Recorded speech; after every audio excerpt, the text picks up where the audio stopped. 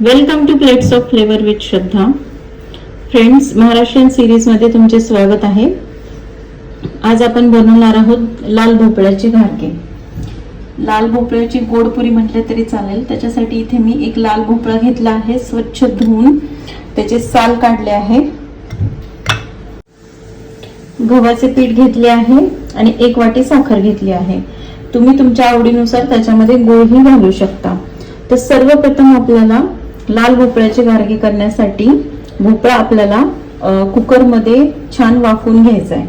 तर सगळ्यात आधी आपण भोपळा वाफवून घेऊया. आपला भोपळा छान वाफला गेलेला आहे. आपण त्याला स्मॅश करून घेऊया.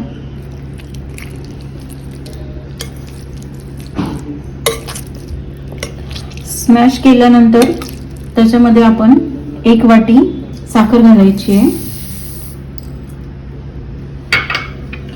थोडीशी विलायचीची पूड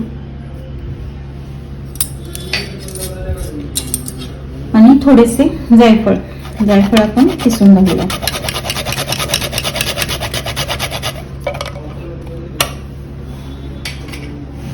आता हे आपण सगळं व्यवस्थित एकजीव करून घेऊया.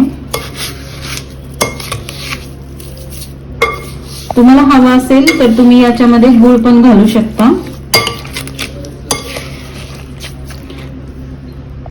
आणि एकदम किंचित चवीसाठी आपण याच्यामध्ये मीठ टाकायचं. थोडंसंच मीठ टाकायचं आहे, नाहीतर पुऱ्या खारट होते. आणि आता हे आपण 5 ते 10 मिनिटं साखर विरघळण्यासाठी ठेवूया. आणि याच्यामध्ये बसेल एवढीच आपल्याला गव्हाची पीठ घालून याचा उंडा करून घ्यायचा आहे. यामध्ये मी आता 2 चमचे तेल घातलं आहे. मोहन तेलाचं आपल्याला घालायचं आहे, त्याच्यामुळे पुऱ्या तुमच्या मऊ होतील. आणि आता याच्यामध्ये जेवढं मावेल तेवढंच गव्हाचं पीठ आपल्याला मिक्स करायचं आहे. ह्या पुऱ्या जवळपास 8 ते 10 दिवस टिकून राहतात.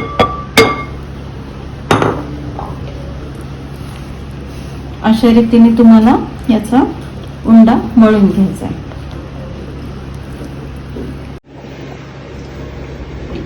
अशा प्रकारे आपल्याला हा उंडा थोडासा गच्च भिजून घ्यायचा आहे, जसं आपण नॉर्मल पुरीला भिजतो तसा.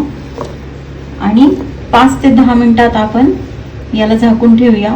तोपर्यंत आपण तेल गरम करायला ठेवूया आणि मग आपण याच्या पुऱ्या बनवू. अशा प्रकारे आपण उंडे करून घ्यायचे आहेत. आपले तेल ही तापले आहे. आता आपण पुरी लाटूया.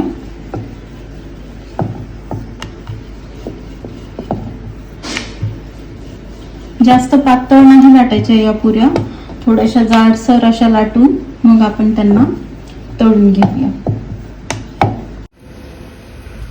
तेल छान तापले आहे. आता आपण त्याच्यामध्ये पुरी तळून घेऊया.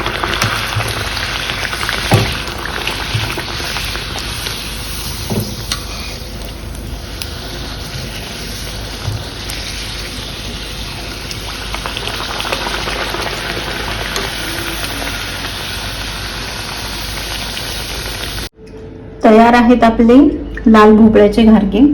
तुम्ही बघू शकता किती छान झाले आहे. हे तुम्ही प्रवासात देखील घेऊन जाऊ शकता. 8 ते 10 दिवस हे चांगले राहतात. मुलांच्या टिफिनसाठी सुद्धा तुम्ही हे करून ठेवू शकता.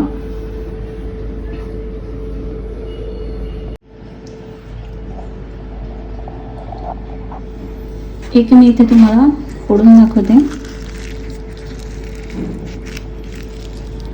किती छान मऊ असं हे आपले घारके झाले आहे. अशा प्रकारे तुम्ही लाल भोपळ्याचे घारके किंवा लाल भोपळ्याच्या गोडपुऱ्या नक्की करून बघा. तुम्हाला ही रेसिपी कशी वाटली ते मला कमेंट बॉक्समध्ये नक्की कळवा. तुमच्या फ्रेंड सोबत, तुमच्या फॅमिली सोबत जास्तीत जास्त शेअर करा. माझ्या चॅनलला लाईक करा, सबस्क्राईब करा. थँक्यू.